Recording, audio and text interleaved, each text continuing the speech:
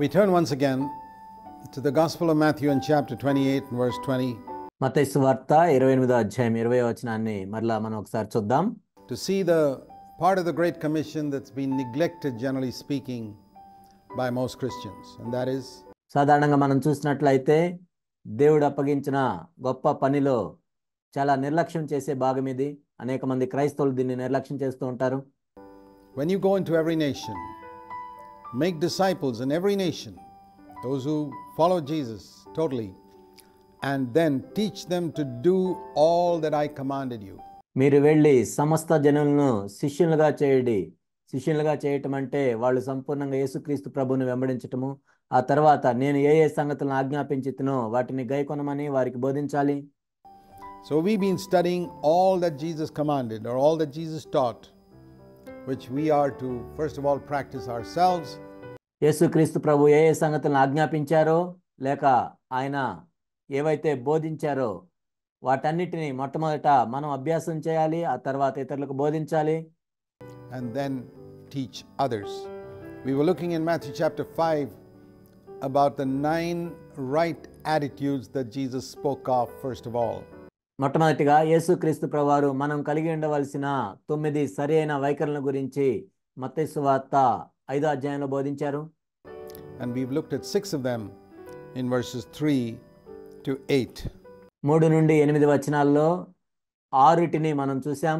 And now we want to look from verses 9 to 12. ఇప్పుడు మనం 9 నుండి 12 వచనాలను చూద్దాం. First of all, verse 9. మొట్టమొదటిగా 9వ వచనం, Blessed are the peacemakers, for they shall be called sons of God. సమాధాన పరచువారు ధన్యులు, వారు దేవుని కుమారులు అనబడుదురు. Do we have a right to call ourselves the sons of God? మనము దేవుని కుమారులు అనిపించుకొనుటకు మనకు అధికారం ఉందా? It says here, it's not our calling ourselves here, it says they shall be called sons of God. That means God's going to call us his sons. ఇక్కడ మనల్ని మనం దేవుని కుమారులు అని పిలుచుకోవటం కాదు, కానీ దేవుడే నా కుమారులు అని పిలుస్తాడు. When we are peacemakers, we must have a reputation as peacemakers. ఎప్పుడైతే మనము సమాధానపరచువారంగా ఉంటామో అప్పుడు దేవుడు ఆ విధంగా పిలుస్తాడు. మనము సమాధానపరిచే వాళ్ళమని మనకు పేరు ఉండాలి. The opposite of a peacemaker is a troublemaker. సమాధానపరచటానికి వ్యతిరేకమైనది ఏంటంటే తగాదాలు పెట్టడం. What is your reputation in your church? మీ సంఘంలో నీకు ఎటువంటి పేరుంది? Maybe you say, I'm not a troublemaker, I'm not a peacemaker, you're neutral. మీరు అనొచ్చు, నేను సమాధానపరిచేవాడిగా లేను, తగాదులు పెట్టేవాడిగా లేను, కానీ ఏమీ చేయకుండా అలా ఉన్నాను అని అనొచ్చు. Well, then you can't be called a son of God. It says here, blessed are the peacemakers, for they shall be called sons of God. అలా అయితే నువ్వు దేవుని కుమారునిగా పిలువబడవు. ఎందుకంటే ఇక్కడ ఏం చెప్పబడిందంటే సమాధానపరచువారు ధన్యులు, వారు దేవుని కుమారులు అనబడుదురు. Those who are always seeking for peace. ఎవరైతే ఎప్పుడు సమాధానాన్ని వెతుకుతూ ఉంటారో. You remember when Jesus was born, యేసుక్రీస్తు ప్రభువారు జన్మించినప్పుడు మీకు జ్ఞాపకం ఉన్నట్లయితే the angels from heaven came saying, peace on earth. దేవదూతలు పరలోకం నుండి దిగివచ్చి ఈ భూమి మీద సమాధానం కలుగును గాక అని చెప్పారు. Glory to God in the highest. Luke 2:14.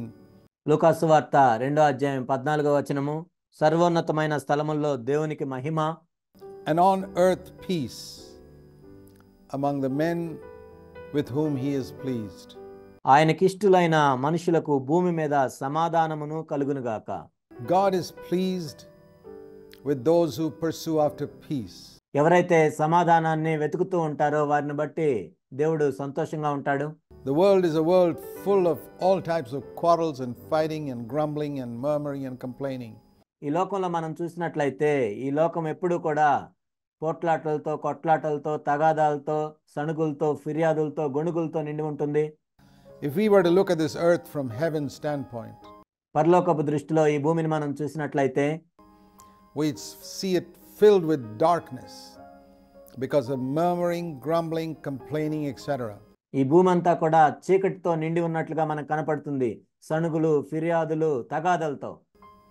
And in the midst of this darkness there are a few spots of light. ఈ చీకటి మధ్యలో అక్కడక్కడ చిన్న చిన్న వెలుగు కనపడుతూ ఉంటుంది. Those are the children of God, the sons of God. వాళ్ళే దేవుని పిల్లలు, దేవుని కుమారులు. And one mark of these sons of God is they are peacemakers. దేవుని కుమారులుగా పిలువబడటానికి ఒక గుర్తు ఏంటి అంటే వాళ్ళు సమాధానపరిచే వాళ్ళుగా ఉంటారు. If you turn to Philippians chapter 2, you find the same thing repeated there. ఫిలిప్పీయులకు రాసిన పత్రిక 2వ అధ్యాయం మనం చూసినట్లయితే ఇదే విషయాన్ని అక్కడ రాశారు. Why does it say in Philippians chapter 2 that we must put away we must do all things without grumbling and disputing and complaining? ఫిలిప్పీయులకు రాసిన పత్రిక 2వ అధ్యాయంలో ఎందుకు ఈ విధంగా చెప్పబడింది? సణుగులను సంశయములను మాని సమస్త కార్యములను చేయమని చెప్పారు. Philippians 2:14. Every single thing in our life we must do without any grumbling, without any complaining, without any disputing. Philippi 2:14లో మనం చూసినట్లయితే మనం చేసే సమస్త కార్యములు కూడా ఎలా ఉండాలంటే సణుగులు, సంశయాలు, ఫిర్యాదులు లేకుండా ఉండాలి. That's a pretty high standard. ఇది ఎంతో ఉన్నతమైన ప్రమాణంగా ఉంది. But it says here, verse 15, that's the only way we can prove ourselves to be blameless, innocent children of God. Philippi 2:15లో మనం చూసినట్లయితే మనం అలా చేస్తేనే మనము ఈ విధంగా కనబడతాము, నిరపరాధులము, నిష్కలంకులము, అనింజులు అయిన దేవుని కుమారులుగా. In the midst of a crooked and perverse generation. మూర్ఖమైన వక్ర జనం మధ్య. And that's the only way we can appear, it says here, as lights in this dark world. అంధకారంతో నిండి ఉన్న ఈ లోకంలో మనము జ్యోతుల వలె కనబడతాము. How is that? What is the darkness? ఇది ఎలా సాధ్యము? ఇక్కడ చీకటి అంటే ఏంటి? Murmuring, grumbling, complaining. సణుగులు, గొణుగులు, ఫిర్యాదులు. What is the light? వెలుగేంటి ఇక్కడ? People who make peace and do not grumble or complain. ఎవరైతే సమాధాన పరుస్తారో, ఎవరైతే ఫిర్యాదులు లేకుండా, సణుగులు లేకుండా చేస్తారో. Blessed are the peacemakers, for they shall be called sons of God. సమాధాన పరచువారు ధన్యులు, వారు దేవుని కుమారులు అనబడుదురు. When Jesus sent out his disciples to the people of Israel, యేసుక్రీస్తు ప్రభువారు తన శిష్యుల్ని ఇశ్రాయేలు ప్రజల మధ్యకు పంపించినప్పుడు we read in Luke chapter 10, he appointed 70, Luke 10 verse 1. లూకాసు వార్త 10వ అధ్యాయం 1వ వచనంలో మనం చూస్తాము, ఆయన 70 మందిని నియమించాడు. To go 2 by 2 ahead of him to every place where he himself was going to come. ఇద్దరిద్దరుగా ఆయన ఎక్కడికైతే వెళ్ళబోతున్నాడో ఆయన కంటే ముందు వారిని పంపించాడు. And he said, when you go to a town, look for a man of peace. మీరు ఏ పట్టణానికైనా వెళ్ళినప్పుడు ఆ ఇంటిలో సమాధానం కలిగిన పురుషుడిని చూడమని చెప్పాడు. He said, whenever you enter a house, Luke 10 verse 5, say, peace be to this house. మీరు ఏ ఇంటినైనా ప్రవేశించినప్పుడు ఈ ఇంటికి సమాధానమగునుగాక అని మొదట చెప్పుడి. లూకా 10:5. And if a man of peace is there, your peace will rest upon him. సమాధాన పాత్రుడు అక్కడ ఉన్నట్లయితే మీ సమాధానము అతని మీద నిలుస్తుంది. But if not, it will return to you. లేని ఎడ్ల అది మీ మీదకు తిరిగి వచ్చును. And if you find a man of peace, stay in that house. ఒకవేళ సమాధాన పాత్రుణ్ణి మీరు ఆ ఇంటిలో కనుగొన్నట్లయితే మీరు ఆ ఇంట్లో బస చేయండి. And don't move from house to house, because you'll hardly find another house like that in a town. కాబట్టి మీరు ఇంటింటికి తిరగవద్దు, ఎందుకంటే ఆ పట్టణంలో అలాంటి ఇంటిని కనుగొనటం ఎంతో కష్టం. In other words, what he was saying is, you probably find one house in a town where a man is a man of peace. ఇంకో మాటలో చెప్పాలంటే యేసుక్రీస్తు ప్రభువారు ఏం చెప్తున్నారంటే, బహుశా ఒక పట్టణంలో ఒక ఇంటినే మీరు అలా కనుగొనొచ్చు, ఆ ఇంటిలో సమాధాన పురుషుడు ఉన్నట్లు. Otherwise, why did he say don't move from house to house? What if there are 10 or 20 or 30 or 100 houses like that? లేనట్లయితే మరి యేసుక్రీస్తు ప్రభువారు ఎందుకు చెప్తున్నారు మీరు ఇంటింటికి తిరగవద్దని? ఒకవేళ ఆ పట్టణంలో 10, 20, 30, 100 ఇళ్ళు ఉంటే ఏమవుతుంది? Jesus knew it was very unlikely to find that. యేసుక్రీస్తు ప్రభువారికి తెలుసు అలా ఉండవని. He said, don't move from house to house. If you find one man of peace in a house, you're lucky. కాబట్టి మీరు ఇంటింటికి తిరగవద్దు. అలా సమాధాన పురుషుడు కలిగిన ఒక్క ఇంటిని మీరు కనుగొన్నా కానీ మీరు అదృష్టవంతులే. Because that's rare. ఎందుకంటే అది చాలా అరుదుగా ఉంటుంది. And that is the type of house where God dwells. అలాంటి ఇంట్లోనే దేవుడు నివసిస్తాడు. Is your house a house of peace? Can it be said about you as a husband that you're a man of peace? మీ ఇల్లు అలా ఉందా? ఒక భర్తగా నీ గురించి ఇలా చెప్పబడుతుందా, ఈ వ్యక్తి సమాధాన పురుషుడని? You know, it always requires two people to quarrel. పోట్లాడుకోవాలంటే ఎప్పుడు కూడా ఇద్దరు మనుషులు కావాలి. You can't have a quarrel if one person refuses to quarrel and fight. It's just like two hands. You got to. ఒక వ్యక్తి పోట్లాడటానికి తగాదు పెట్టుకోవటానికి ఇష్టపడినట్లయితే ఒక దగ్గర పోట్లాట జరగటం అనేది అసాధ్యం. They both have to hit to make a noise. రెండు చేతులు కలిస్తేనే శబ్దం వస్తుంది. కేవలం ఒక్క చేత్తోనే శబ్దం చేయలేము. You can't have a noise with just one hand. If one hand refuses to clap, the other hand cannot make a noise. రెండు చేతుల్లో ఒక చెయ్యి చప్పట్లు కొట్టడానికి నిరాకరించినట్లయితే ఒక్క చేత్తో ఎటువంటి శబ్దము చేయలేము. Quarreling is like that. If anyone, say a husband and wife, if one refuses to fight and dies to himself or herself, there will be no fight. There will be peace. పోట్లాటలు తగాదులు పెట్టుకోవటం కూడా అలానే ఉంటుంది. భార్య కానీ భర్త కానీ పోట్లాడే విషయంలో ఒకరు తిరస్కరించినట్లయితే ఆ ఇంట్లో ఎంతో సమాధానం ఉంటుంది. And so I can never blame the lack of peace on another person in my church or in my house or anywhere. నా సంఘంలో కానీ నా ఇంట్లో కానీ సమాధానం లేదు అని నేను వేరొకరిని నిందించలేను. You can't say, well, my wife is the one who disturbs the peace or my husband disturbs the peace. It's because you cooperate in that quarrel and fight that there's no peace. నా భార్యో నా భర్తో సరిగా లేరు కాబట్టి ఈ విధంగా సమాధానం లేదు అని మనం చెప్పలేము. ఎందుకంటే మనం కూడా దాంట్లో పాల్గొన్నట్లయితే అక్కడ తగాద కానీ పోట్లాట కానీ ఉండదు. There can be no sound if both hands, if one hand refuses to come together with the other. ఒక చేత్తో మరొక చెయ్యి కలవనట్లయితే అక్కడ ఎటువంటి శబ్దం అనేది ఉండదు. So in a situation where there's conflict, if you are pursuing peace, you will die to yourself. ఎక్కడైతే ఒక పోట్లాట జరుగుతున్నప్పుడు అక్కడ నీవు తిరస్కరించి నీకు నువ్వు మరణించినట్లయితే అక్కడ సమాధానం ఉంటుంది. And let the other person agitate as much as he or she likes. వేరొక వ్యక్తి అతడు కానీ ఆమె కానీ ఎంతైనా ఆందోళన చెందనివ్వు, There'll be peace. కానీ నీవు తిరస్కరించినట్లయితే అక్కడ సమాధానం ఉంటుంది. Now if both are willing to die to themselves, then there'll be what we call fellowship. ఇద్దరు కూడా వాళ్ళ స్వయానికి వాళ్ళు చనిపోవటానికి తీర్మానం చేసుకున్నట్లయితే అక్కడ సహవాసం ఉంటుంది. Fellowship is even higher than peace. సహవాసం అనేది సమాధానం కంటే కూడా ఎంతో ఉన్నతమైంది. Peace is second best. Fellowship is the best. సహవాసము శ్రేష్టమైంది, ఆ తర్వాత సమాధానము. Peace is where one person refuses to fight and dies to himself or herself. సమాధానం అంటే ఒక వ్యక్తి పోట్లాడటానికి తిరస్కరించి తనకు తాను మరణించటం. Fellowship is when both die to themselves and their rights. సహవాసం అంటే ఏంటంటే ఇద్దరు వ్యక్తులు కూడా వాళ్ళ హక్కులను వాళ్ళు కోల్పోయి తమకు తాము చనిపోవటం. Refuse to grumble or complain or find fault. They have fellowship. సణుగులు మానివేసి, ఫిర్యాదులు మానివేసి, తప్పులు చూడటం మానివేసి వాళ్ళకు వాళ్ళు చనిపోయినప్పుడు అక్కడ సహవాసం ఉంటుంది. So where we can't build fellowship, let's pursue after peace. ఎక్కడైతే మనం సహవాసాన్ని నిర్మించలేమో అక్కడ మనం సమాధానం కోసం చూడాలి. Let me show you two verses in the New Testament that speak about the importance of this. ఇది ఎంత ప్రాముఖ్యమైందో చెప్పటానికి క్రొత్త నిబంధనలో రెండు వచనాలు నేను చూపిస్తాను. I already showed you Philippians. It says also in Romans and chapter 12. Romans chapter 12, it says, ఇంతకు ముందే నేను ఫిలిప్పీలకు రాసిన పత్రికలో చూపించాను. అయితే ఇప్పుడు రోమీలకు రాసిన పత్రిక 12వ అధ్యాయంలో మనం చూద్దాం.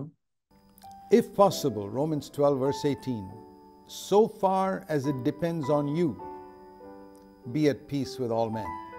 రోమా 12:18 శక్యమైతే మీ చేతనైనంత మట్టుకు సమస్త మనుషులతో సమాధానముగా ఉండుడి. That's exactly what I was saying. నేను కూడా ఇంతకుముందు ఇదే చెప్తూ వచ్చాను.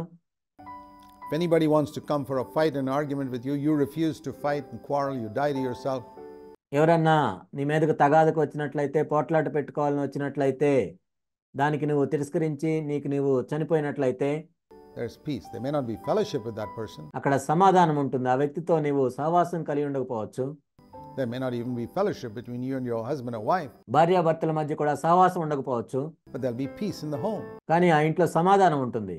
As much as it depends on you. And it's always possible from our side to die. శక్యమైతే నీ చేతనైనంత మట్టుకు మన విషయంలో మనం ఎప్పుడు మరణిస్తూ ఉండాలి. I refuse to argue with people, even on doctrinal matters. సిద్ధాంతపరమైన విషయాల్లో అయినా సరే నేను ఇతరులతో వాదం పెట్టుకోను. If I find that all they are interested in is controversy, ఒకవేళ వాళ్ళు ఎప్పుడూ కూడా ఈ వివాదాల మీద ఆసక్తి కలిగి ఉన్నట్లయితే, when people come to my home and inquire questions or after a meeting, if I find that they are really eager to know the truth, I'm willing to spend hours with them. కొంతమంది meeting అయిపోయిన తర్వాత మా ఇంటికి వచ్చి ఎంతో ఆసక్తితో సత్యం తెలుసుకోవాలని వాళ్ళు ప్రశ్నలు అడుగుతున్నట్లయితే నేను వాళ్ళతో కొన్ని గంటలైనా సమయం గడుపుతాను. But if I find they're only interested in controversy, కానీ వాళ్ళు కేవలం వివాదాల మీద ఆసక్తి కలిగి ఉన్నారని నేను చూసినట్లయితే I want to pursue peace. నేను వాళ్ళతో సమాధాన పడటానికి ఇష్టపడతాను. I say, listen, let's change the subject. Let's talk about cricket or something like that where we are united. ఇప్పుడు మనం అంశాన్ని మారుద్దాము, మన ఇద్దరికి ఇష్టమైన క్రికెట్ గురించి మాట్లాడుకుందాం అని నేను చెప్తాను. Let's talk about pursuing humility instead of arguing about this doctrine. మనము దీనత్వం విషయంలో ఎలా ఎదగాలో మాట్లాడుకుందాము, ఈ సిద్ధాంతం గురించి వాదించుకోవటం కంటే కూడా. Because I know this person's interest in controversy is hot under the collar. ఎందుకంటే నాకు తెలుసు ఈ వ్యక్తికి వివాదాల మీద ఎక్కువ ఆసక్తి ఉందని, తన హృదయం మొత్తం దాంతోనే నింపుకున్నాడని, ఆయన ఎంతో ఇబ్బంది పడుతున్నాడని, కోపంతో ఉన్నాడని. And it's pointless pursuing that discussion. కాబట్టి ఈ వాదములో ముందుకు వెళ్ళటంలో ఎటువంటి ప్రాముఖ్యత లేదు. కాబట్టి ఈ వాదంలో నేను ఏదో గెలవాలని నాకు కూడా లేదు. Because I don't want to win an argument and lose a friend. ఆ విధంగా గెలిచి ఒక స్నేహితుడిని కోల్పోవాలని నాకు లేదు. I'd rather say, let's keep the friendship and you can assume that you won the argument, but I'm not going to argue with you. మన స్నేహాన్ని మనం కొనసాగిద్దాము.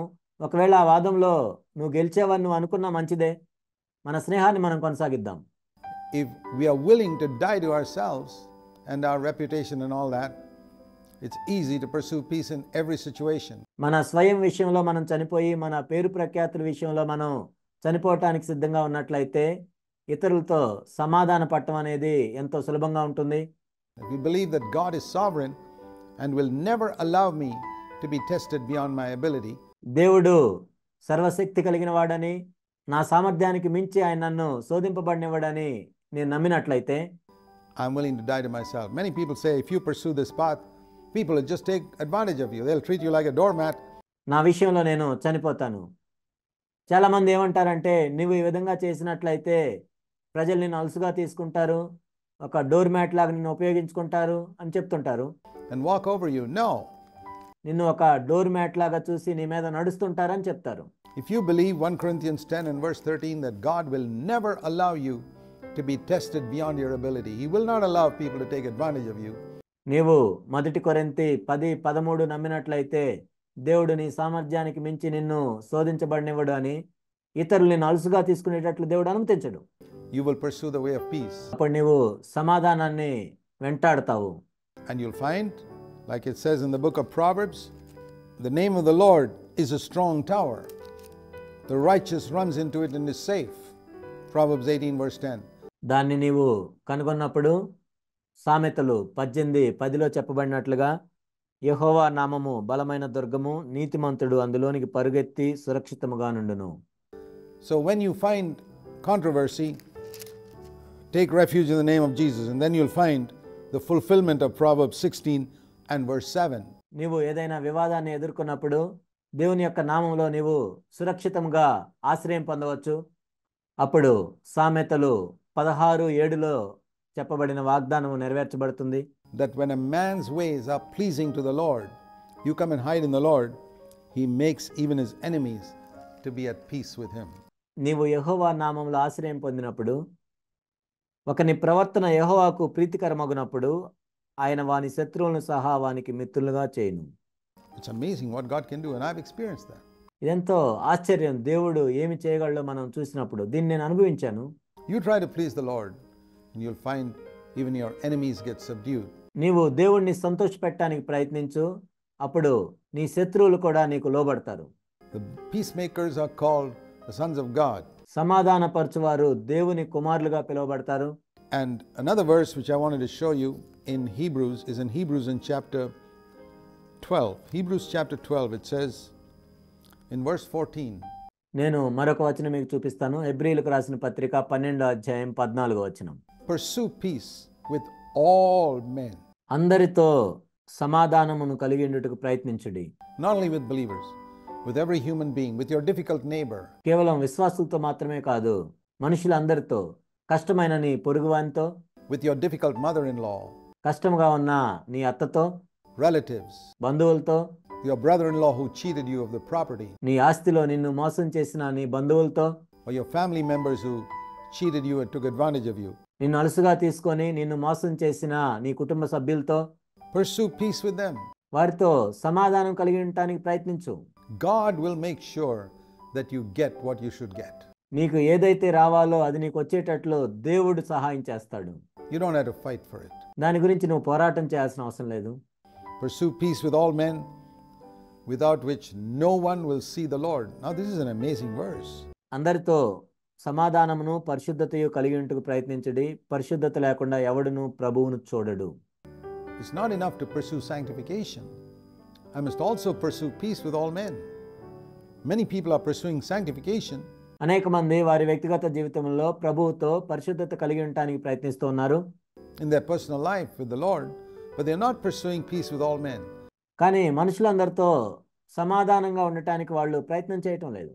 But here it says, I need to pursue peace with all men and sanctification, అందరితో నేను సమాధానంగా ఉండటానికి కూడా ప్రయత్నించాలి. without which I will not see the Lord. కానీ ఇక్కడ ఏం చెప్పబడిందంటే అందరితో సమాధానమును పరిశుద్ధతయు కలిగి ఉండటానికి ప్రయత్నించాలి, అది లేకుండా ప్రభువుని చూడలేము. So blessed are the peacemakers, for they shall be called the sons of God. కాబట్టి సమాధానపరచువారు ధన్యులు, వారు దేవుని కుమారులు అనబడుదురు. That's different from children of God. Children of God are babies. దేవుని పిల్లలకు ఇది వేరుగా ఉంది. దేవుని పిల్లలు అంటే చిన్న పిల్లలని.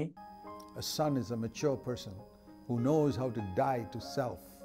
ఒక కుమారుడు అంటే పరిణితి చెందిన వ్యక్తి, తన స్వయానికి ఎలా చనిపోవాలో తెలిసిన వ్యక్తి, and walk in the footsteps of Jesus.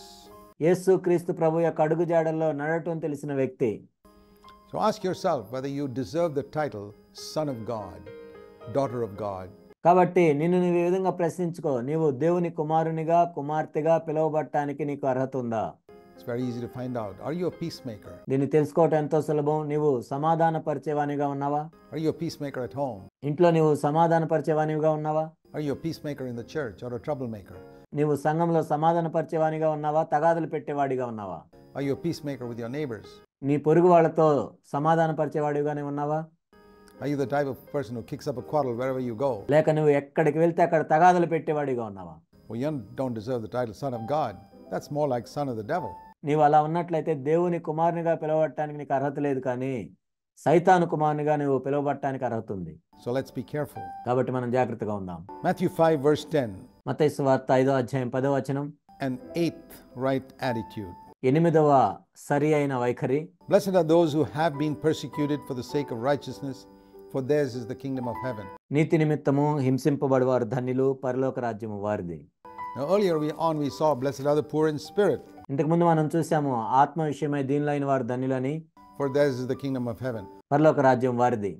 Now when we take a position of humility మనం అటువంటి దీనత్వపు స్థానాన్ని తీసుకున్నప్పుడు, and pursuing peace and hungering and thirsting for righteousness, మనము సమాధానాన్ని వెతుకుతున్నప్పుడు, నీతి కొరకు ఆకలి దప్పులు కలిగి ఉన్నప్పుడు, and we pursue gentleness and we don't fight for our rights, మనము సాత్వికంగా ఉన్నప్పుడు, మన హక్కుల కోసం మనం పోరాడకుండా ఉన్నప్పుడు, we will find that people in the world who are evil persecute us. అప్పుడు ఈ లోకంలో ఉన్న చెడ్డవాళ్ళు మనల్ని హింసిస్తారని మనం కనుగొంటాం. All those who seek to live godly will be persecuted. దైవభక్తి కలిగిన జీవితం జీవించాలనుకునే ప్రతి ఒక్కరూ కూడా శ్రమ పొందుతారు. So if we seek to live in righteousness, it says here we'll be persecuted. మనం నీతిగా జీవించాలనుకున్నట్లయితే మనము హింసించబడతాం. అదే ఇక్కడ చెప్పబడింది. Let me show you this verse in 2 Timothy, which is an absolute statement inspired by the Holy Spirit. Paul says, 2వ తిమోతిలో ఒక వచనం చూద్దాం. ఇక్కడ అపోస్తులుడైన పౌలు పరిశుద్ధాత్మ ద్వారా ఖచ్చితమైన మాటను చెప్తూ ఉన్నాడు. 2 Timothy 3:12. 2 Timothy 3:12. All who desire to live godly in Christ Jesus will be persecuted. క్రీస్తు యేసునందు సద్భక్తితో బ్రతుకనుద్దేశించు వారందరూ హింస పొందుదురు. It doesn't say some, It doesn't say many. It doesn't say most. ఇక్కడ కొంతమంది అని, అనేక మంది అని, దాదాపుగా అందరూ అని చెప్పలేదు. It could be some, many, or most, or all. It says all. ఇక్కడ కొంతమంది అని ఉండొచ్చు, అనేక మంది అని ఉండొచ్చు, దాదాపుగా అందరూ అని ఉండొచ్చు, కానీ ఇక్కడ అందరూ అని రాయబడి ఉంది. All includes every single believer. ఇక్కడ అందరూ అంటే ప్రతి ఒక్క విశ్వాసి కూడా. Who, not every single believer who calls himself a believer. ఇక్కడ అందరూ అంటే ఎవరు? ఏదో విశ్వాసి అని చెప్పుకున్న వాళ్ళు కాదు. But everyone who desires to live a godly life in Christ Jesus. కానీ ఎవరైతే క్రీస్తు యేసునందు సద్భక్తితో బ్రతకాలని అనుకుంటారో వాళ్ళు. You will be persecuted. అప్పుడు నువ్వు హింసించబడతావు. In your place of work, you may be persecuted for righteousness. నీవు పనిచేసే స్థలంలో నీతి నిమిత్తం నువ్వు హింసించబడచ్చు. What does it mean to be persecuted for righteousness? That means in your place of work or in some situation. నీతి నిమిత్తం హింసించబడటం అంటే ఏంటి? బహుశా నువ్వు పనిచేసే స్థలంలో ఒక పరిస్థితి రావచ్చు. You say, I will not do that wrong. I remember numerous situations when I was working in the Navy. ఆ తప్పు నేను చేయలేనని నువ్వు చెప్పొచ్చు. నేను నావికాదళంలో పనిచేసినప్పుడు అనేక పరిస్థితులు ఇలా వచ్చాయి. But I had to stand up to my senior officers and say, I'm sorry, sir, I cannot do that because my conscience does not permit me. I'm a Christian. అనేక సార్లు నేను నా సీనియర్ ఆఫీసర్ దగ్గర నిలబడి, ఇది నా మనస్సాక్షికి విరోధంగా ఉంది కాబట్టి నేను చేయలేను, నేను ఒక క్రైస్తవుడిని అని చెప్పాను. And that is a very risky, dangerous thing to say in the military. మిలిటరీలో ఆ విధంగా చెప్పడం ఎంతో ప్రమాదకరమైన విషయం. If you say that in a secular job, you just get sacked and turned out of your job. You lose your job. నీవు పనిచేసే చోట నీ ఉద్యోగంలో ఆ మాట చెప్పినట్లయితే నీవు ఉద్యోగాన్ని కోల్పోతావు. But when you say that in the military, you're in danger of being court-martialed. కానీ నువ్వు మిలిటరీలో ఈ మాట చెప్పినట్లయితే కోర్టు మార్షల్కి నిన్ను తీసుకువెళ్తారు. Taken before a court and probably put into jail. నిన్ను కోర్టుకు తీసుకువెళ్ళి జైల్లో కూడా వేస్తారు. Because it's a very serious thing not to obey orders in the military. ఎందుకంటే మిలిటరీలో ఇచ్చే ఆజ్ఞలకు లోబడకపోతే అది ఎంతో తీవ్రమైన విషయం. But I remember numerous situations where that happened. I had to trust God to take care of me. నేను అనేక పరిస్థితుల్లో ఈ విధంగా నిలబడ్డాను. అప్పుడు నేను దేవుని మీదే నమ్మకం ఉంచాను, ఆయన నన్ను చూసుకుంటాడని. But if they asked me to do something violating my conscience, I would say, sorry sir, I'm a Christian. I can't do that. నా మనస్సాక్షికి విరుద్ధంగా ఉన్న పని చేయమని వాళ్ళు అడిగినప్పుడు నేను చేయలేనండి అని చెప్పాను, ఎందుకంటే నేను క్రైస్తవుణ్ణి. It's against, it doesn't matter how senior the officer is. అక్కడ ఉన్న ఆఫీసరు ఎంత సీనియర్ అని కాదు. And I would have suffered in some way because of that. That means the commanding officer wouldn't give me a good recommendation for a promotion. దాన్ని బట్టి నేను కొంత శ్రమపడి ఉండొచ్చు, ఎందుకంటే ఆ కమాండింగ్ ఆఫీసరు నాకు పదోన్నతి కోసం మంచి రికమెండేషన్ రాసి ఉండకపోవచ్చు. And once I was transferred within half an hour to another post. ఒకసారి అయితే కేవలం అర్ధ గంటలోనే వేరే పోస్ట్ కోసం నన్ను బదిలీ చేశారు. I could suffer inconvenience. That's okay. అటువంటి అసౌకర్యాల విషయంలో కూడా నేను శ్రమ పడ్డాను. అదేమీ పెద్ద విషయం కాదు. These are not, you can't call this persecution at all. These are like little mosquito bites. వీటిని ఏదో పెద్ద శ్రమలు అని మనం పిలవకూడదు. ఇవి చిన్న చిన్న దోమకాట్లు వంటివి. Compared to the lions that ate up the early Christians. ప్రారంభంలో ఉన్న క్రైస్తవుల్ని సింహాలు తినివేశాయి. వాళ్ళతో పోల్చి చూసుకున్నట్లయితే ఇవి చాలా చిన్నవి. But in the early Christians faced this too. But we come to that in a moment. కానీ ప్రారంభంలో ఉన్న క్రైస్తవులు కూడా వీటన్నిటి గుండా వెళ్ళారు. దాన్ని మనం చూద్దాం. Here we are talking about standing up for righteousness. నీతి గురించి నిలబడటం గురించి మనం ఇక్కడ చూస్తూ ఉన్నాం. There are many jobs in which people compromise, they tell lies, they cheat. అనేక ఉద్యోగాల్లో మనుషులు రాజీ పడుతూ ఉంటారు, అబద్ధాలు చెప్తుంటారు, మోసం చేస్తుంటారు.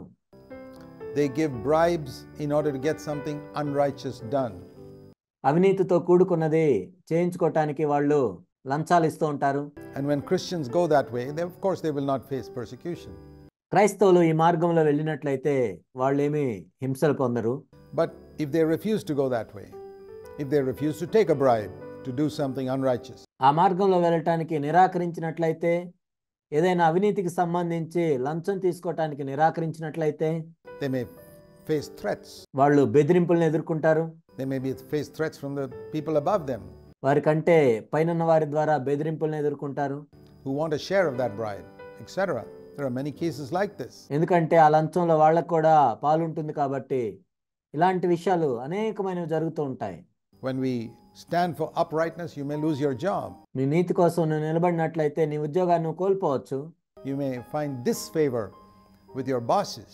పైనున్న అధికారుల దృష్టిలో దయను నీవు కోల్పోవచ్చు. But the kingdom of heaven belongs to you. కానీ దేవుని యొక్క రాజ్యమే నీకు చెందుతుంది. You may lose something of earth in that process. Maybe a position, maybe some promotion. ఆ విధానంలో నీవు కొన్నిటిని కోల్పోవచ్చు.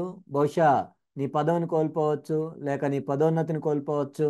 But you'll get something of heaven in exchange. ఈ భూమి మీద నీవు కోల్పోయిన దానికి బదులుగా పరలోకానికి సంబంధించి నీవు పొందుతావు. Is that worth it?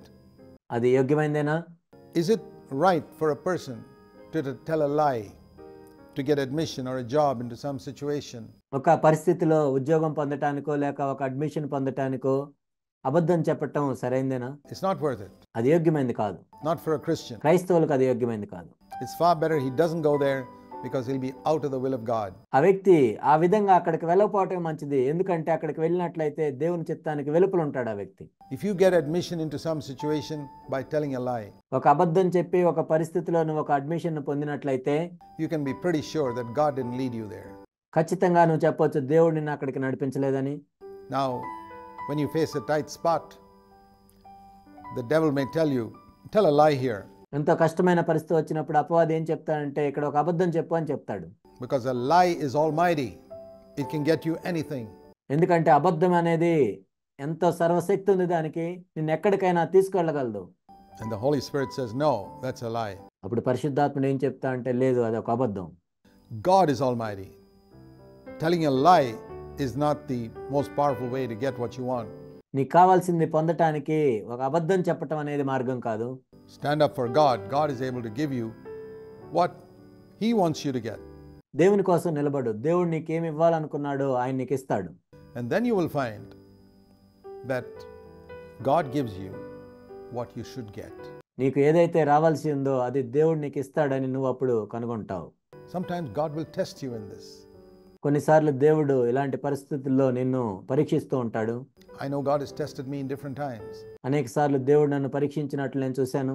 And I believe if I'd failed that test in those places, I would not be where I am today. I would not have the ministry God has given me. దేవుడు నన్ను పరీక్షించినప్పుడు ఒకవేళ నేను ఓడిపోయినట్లయితే ఈనాడు నేను ఇక్కడ ఉండేవాడిని కాదు, దేవుడు నాకు పరిచర్ని ఇచ్చేవాడే కాదు. And I believe that many of you could have had a ministry if you had been upright and been willing to suffer earthly loss. మీరు కూడా నీతిగా ఉండి ఈ భూ సంబంధమైన విషయాల్లో కోల్పోవటానికి మీరు ఇష్టపడినట్లయితే దేవుడు మీకు కూడా పరిచర్య ఇచ్చుండేవాడే. In some places for the sake of righteousness. నీతి నిమిత్తము ఆయా పరిస్థితుల్లో మీరు నిలబడినట్లయితే The kingdom of heaven would have been yours to some more extent. You've lost some of that. ఇంకా పరలోక రాజ్యము ఎక్కువగా మీకు ఉండేది, కానీ కొంత భాగాన్ని మీరు కోల్పోయారు. Now you can't do anything about the past. What you've lost is gone. గతంలో మీరు కోల్పోయిన దాన్ని బట్టి మీరు ఏమీ చేయలేరు, అది కోల్పోయారు. You can't get it back. దాన్ని మనం వెనక్కి పొందలేము. But you can do something about the future. కానీ భవిష్యత్తు గురించి మీరు ఏదైనా చేయొచ్చు. And say, Lord, at least in the days to come, I want to stand up for what is righteous and upright. ఓ ప్రభువా, కనీసం రానైన రోజుల్లో నేను నీతి నిమిత్తం నిలబడతాను, నేను నీతిమంతుడిగా ఉంటాను. A Christian is not supposed to be crooked in any area. ఒక క్రైస్తవుడు ఏ విషయంలో కూడా వంకరగా ఉండకూడదు. He's not supposed to tell a lie or cheat for any type of profit. ఏ లాభం నిమిత్తమైనా కానీ అతడు అబద్ధం చెప్పకూడదు, మోసం చేయకూడదు. God is looking for those who will stand upright so that He can commit a greater ministry to them. ఎవరైతే నీతిమంతులుగా ఉంటారో వారి కోసం దేవుడు చూస్తున్నాడు ఆ విధంగా ఎక్కువ పరిచర్యను వారికి అప్పగించాలని. And then the ninth one is similar but slightly different. ఆ తర్వాత 9వదిగా మనం చూస్తూ ఉన్నాము, ఇది కూడా ఇలాంటిదే కానీ కొంచెం వేరుగా ఉంటుంది. And he says here, blessed are you when men cast insults on you and persecute you, not for righteousness' sake now, but say all kinds of evil against you on account of me. ఇక్కడ మనం చూస్తున్నాము, జనులు మిమ్మల్ని నిందించి హింసించి మీ మీద అబద్ధముగా చెడ్డ మాటలల్లా పలుకున్నప్పుడు మీరు ధన్యులు. ఇక్కడ నీతి నిమిత్తం కాదు, నా నిమిత్తము. The difference between verse 10 and 11 is 10 మరియు 11వ వచనంలో మధ్య ఉన్న తేడా ఏంటంటే In verse 10, it's because you're standing for what is right. 10వ వచనంలో ఏంటి అంటే నీవు నీతి నిమిత్తం ఏదైతే సరి అయిందో దాని గురించి నువ్వు నిలబడుతున్నావు. There are non-Christians also sometimes who stand for what is right. అనేక సార్లు సరి అయిన దానికోసం క్రైస్తవేతరులు కూడా నిలబడుతుంటారు. There are people who have lost their jobs. కొంతమంది వాళ్ళ ఉద్యోగాలను కూడా కోల్పోతూ ఉంటారు. Judges who have been killed for giving a right verdict. సరైన తీర్పు ఇచ్చినందుకు కొంతమంది న్యాయమూర్తులు కూడా చంపివేయబడతారు. And businessmen and politicians and others who've been killed by their enemies. వ్యాపారస్తులు, రాజకీయ నాయకులు వాళ్ళ శత్రువుల చేత చంపబడుతూ ఉంటారు. For doing what, standing up for what is right. It's not just Christians who do that. It's a shameful thing. కానీ క్రైస్తవులు ఆ విధంగా నిలబడకుండా ఉన్నట్లయితే ఇదెంతో అవమానకరమైన విషయం.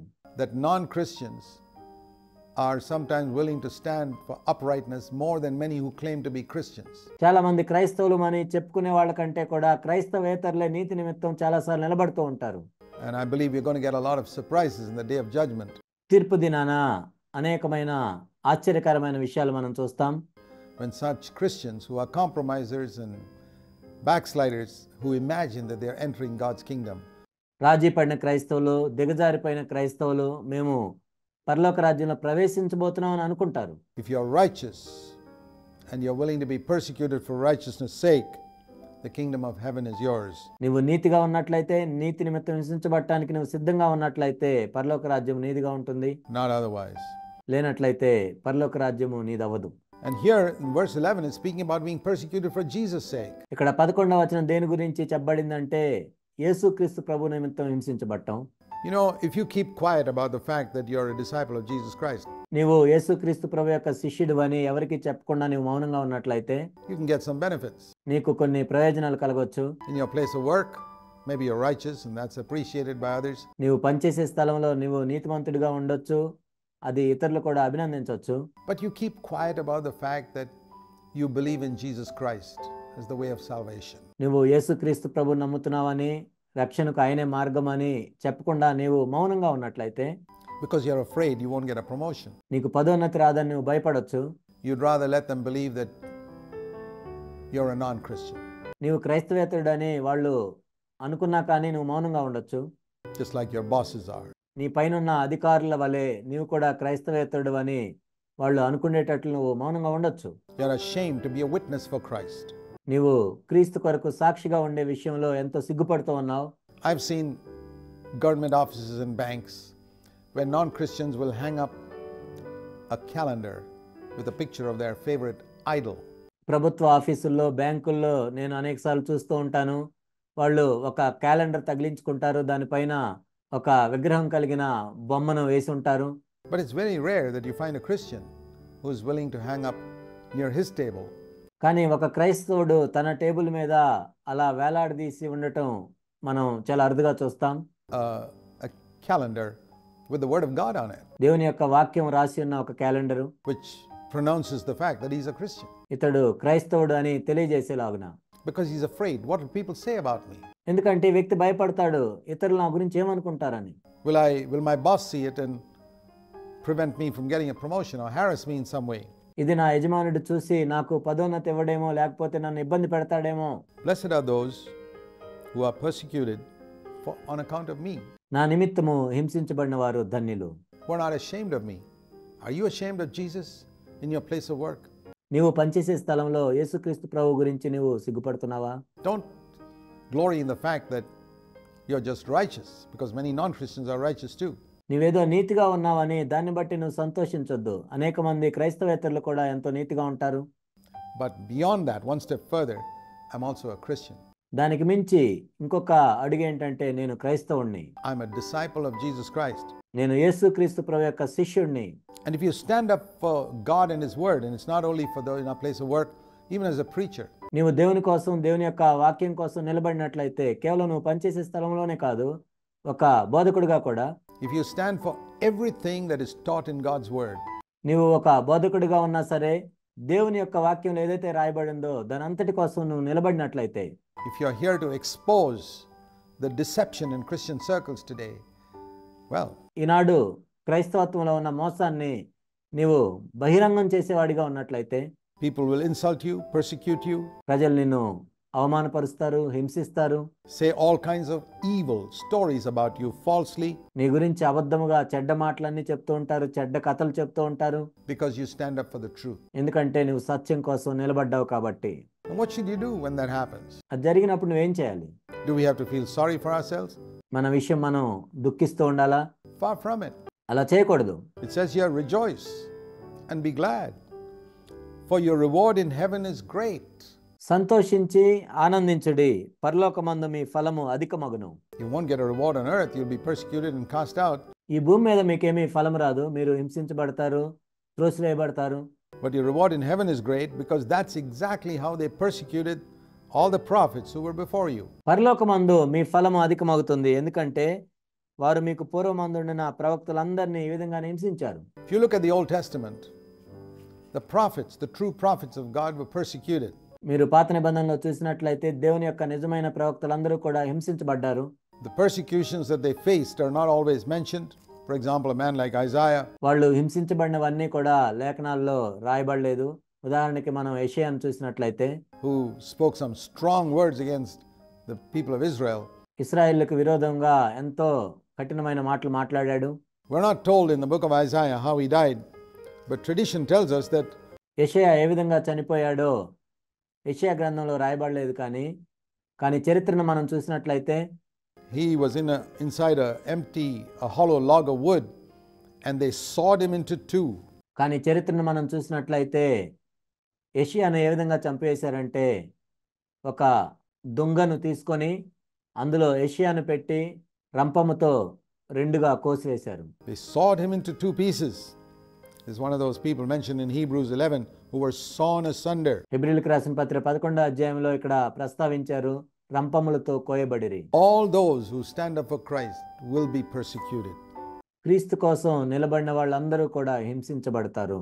And Stephen, when he was standing before the chief priests in Stephen ప్రధాన యాజకుని ఎదుట నిలబడి Acts chapter, he asks them a question, it's very significant. అపోస్తుల కార్యములు 7వ అధ్యాయము, ఆయన వారిని అడిగే ప్రశ్నలు ఎంతో ప్రాముఖ్యమైనవి. What he says to them in Acts of the Apostles in chapter 7, he asks them all a question at the end of his long message. తాను ఎంతో పెద్ద వర్తమానం చెప్పిన తర్వాత వారిని ఈ విధంగా ప్రశ్నిస్తూ ఉన్నాడు.